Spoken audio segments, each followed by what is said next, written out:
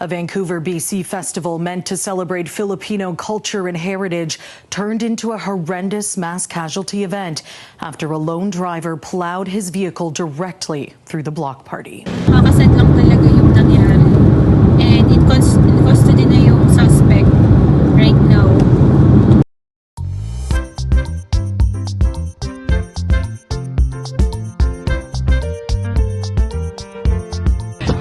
Dito kami sa Kinjo. It's cold! It's cold! Bumili kasi ako online. Pick up lang namin.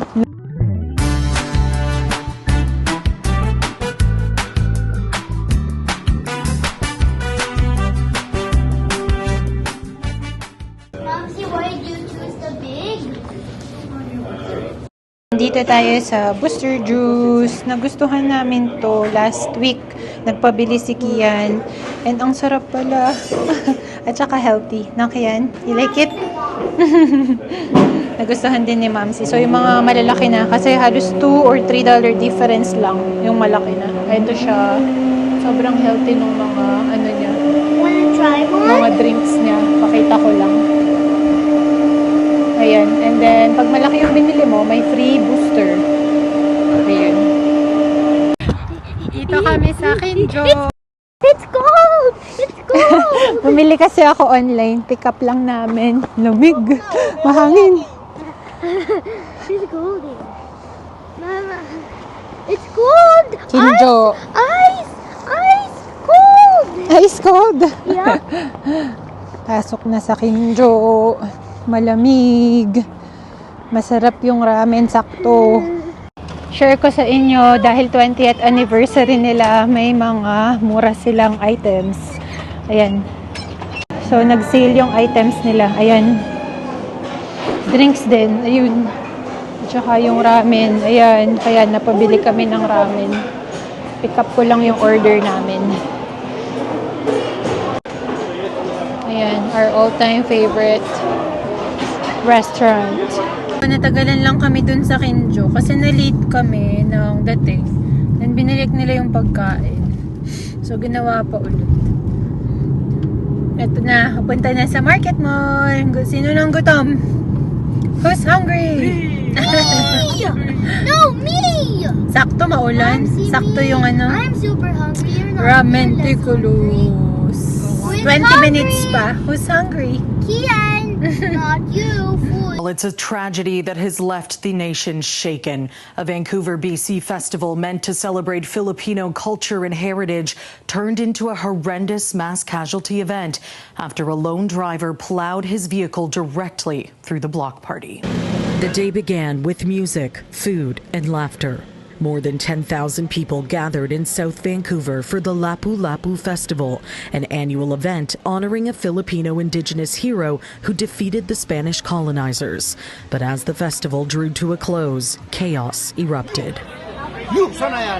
According to Vancouver police, it was shortly after 8 p.m. when a man driving a black Audi SUV drove into a large portion of the crowd gathered near the festival's food trucks. This is the darkest day in our city's history. The interim chief of the Vancouver Police Department providing a disheartening update to the public Sunday, saying more than 10 people have now been confirmed dead.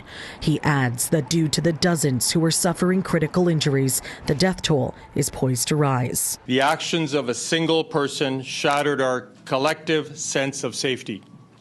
It is impossible to overstate how many lives have been impacted forever by this lone individual. Officials were quick to determine that the act of violence was not an act of terrorism, but they were also quick to admit there are still many unanswered questions. Why this horrific crime happened, the motive of the person who did it, and whether anything could have been done to prevent it. The 30-year-old man accused of the killings was arrested on scene after bystanders and witnesses held him in place and waited for police to arrive.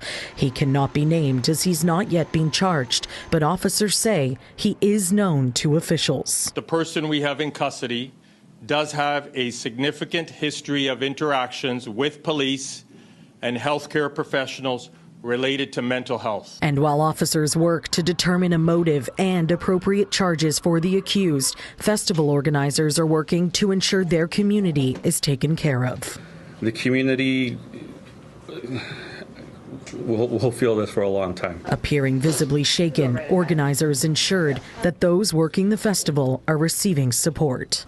We're trying to figure out the next steps and gain clarity on what we can do to heal and to grow stronger. And we're going to make sure that, that we get through this. Now, when it comes to if this tragedy could have been prevented, police say a risk assessment was conducted prior to the event, which determined there was no need for vehicle barriers, as the vast majority of the festival was actually on the grounds of a high school, which was not accessible by roadway. The one small stretch that was not on the high school grounds, however, is where the lineup of food trucks were operating, exactly where the tragedy took place. For City News, I'm Carling Donahue. Yun, so condolence po dun sa mga namatayan, and hanggang ngayon in shock din pa ako kasi kagising ko yun agad yung nakita ko. Napa-search talaga ako, and then binalita na afterwards ni Mams kasi nakita daw ng daddy ko sa TV. So it's all over the news. So yun, nakakasad lang talaga yung nangyari. And it custody na yung suspect right now. Buti nahuli siya agad. Pero ewan ko kung planado ba yun or random attack na ganun na lang. Andito na tayo sa ating favorite na mall, Market Mall. Mas maluwang kasi dito eh. Punta lang kami sa food court kasi may dala kaming Kinjo ramen. Doon tayo kakain sa food court. Sakto maulan pa din. Masarap yung mainit na sabaw sa maulan na panahon.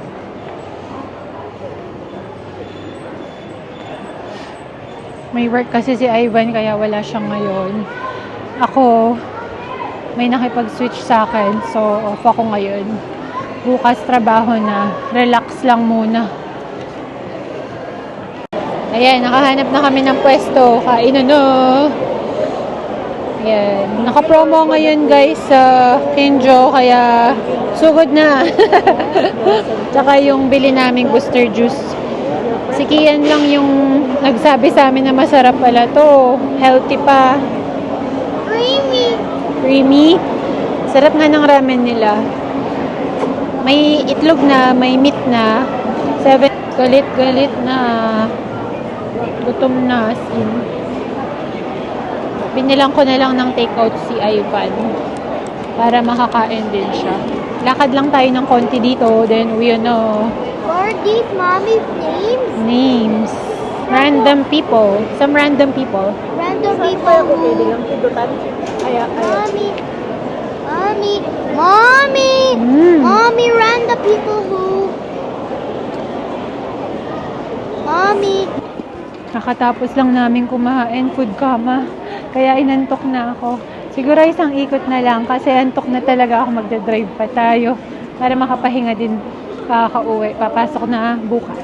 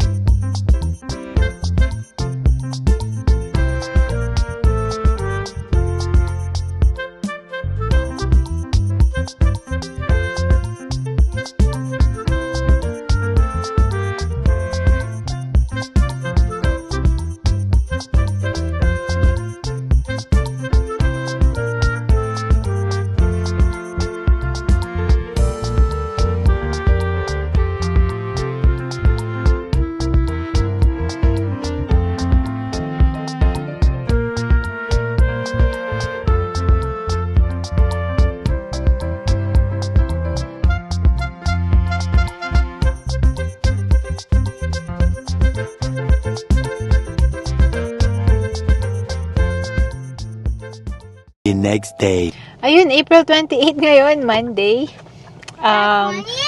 Ano ngayon, araw ng botohan. So, papunta tayo ngayon. Galing ako sa work. Wala nang kain-kain or palit ng damit. Medyo haggard pa. Pasensya na. Kasi hanggang 7:30 lang yung voting station. Pero ilang minutes away. 6 lang. Malapit lang sa amin. hindi nga kami nakapag-advance voting kasi nasa busy kami at that time. Taka lang. Ayan. Dito tayo. Bumoto. Itong school na to ang aming catchment. Ayan. Ayun, muntik pang hindi nakaboto ulit si Ivan. Hindi na nga siya nakaboto nung nakaraan. Wala na naman siyang na-receive na papel. And then, pagdating kasi doon, tatanungin ka kung may papel ka bang dala or wala. So kami, wala kaming papel na dala. Ako natapong ko yata yung sa akin. ID lang. And then hahanapin ka doon sa list nila. Doon sa isang table. Si Ivan, wala rin siya sa list. Muntik pa. Wala yung pangalan niya. Pero pag pumunta ka sa online, Nandun ka, di ba? pag kinite mo yung kung saan ka pwedeng bumoto, lalabas. Sa online yan. Go through, yeah. Ayun. Oo, kasi ikaw nagpakita sa akin eh. Diba? Ayun. For some reason, wala siya dun sa Bawal akong bumoto. Bawal kang bumoto, Han. You don't have the right to vote, Char. So, ang nangyari You is, can vote and mommy. I can vote too. pinag-register na lang siya doon. Pwede pala yun. Manual. Pag ganun Manual. mo, Mm. Papakita mo lang yung ID. Tapos sila na yung bahala mag-fill up. Ay, hindi ikaw yung nag-fill up ng Hindi, form. sila na. Okay. Pipirma ka lang after nilang mapilapan. Oo. Ayun, napakabilis lang pero ang dami pang bumoboto. Ang dami pang dumadating. Pero ang maganda doon is walang pila. So, ayun. At least. Tapos na din. Nakala ko mahaba ang pila. Lalo, gutom na rin ako galing sa trabaho. Gusto ko lang din i-mention ulit. Hindi kasi na-record pala yung mga pinag-vlog ko kahapon about dun sa nangyari dun sa Filipino Fiesta Vancouver. Nalungkot talaga ako ng husto kung hindi lang nag-comment yung subscriber namin, si Miss Rosalina Ladislao. Yun talaga yung una ko nakitang comment and ginugel ko talaga agad and nagulat ako sa news kasi lalo na kami kakagaling lang namin sa Vancouver. So, and yung Fiesta Filipino, meron din dito yan sa Calgary na pinuntahan namin last year. So, nasad talaga ako kasi it could be anyone. And napaka-innocenting mga tao yung nakuhanan ng buhay nila. So, super sad talaga. Hanggang ngayon, hindi siya nagsisink in sa akin. And first time nangyari to, 'di ba, sa Filipino community yung ganyang horrible crime talaga. So, nakakalungkot and nakikiisa tayo sa mga kababayan nating Pilipino. Ayun, sana nakaboto tayong lahat at hindi na sayang yung isang vote kung sino man yung pinaglalaban natin. We have the right to confidentiality, so hindi naman natin kailangan mag-agree with each other. So, just vote wisely kung ano yung nafe-feel natin na kandidato na inline sa views, sa pananaw natin, sa gusto nating mangyari. Salamat sa pananood sa vlog namin and we'll see you in our next one. Bye!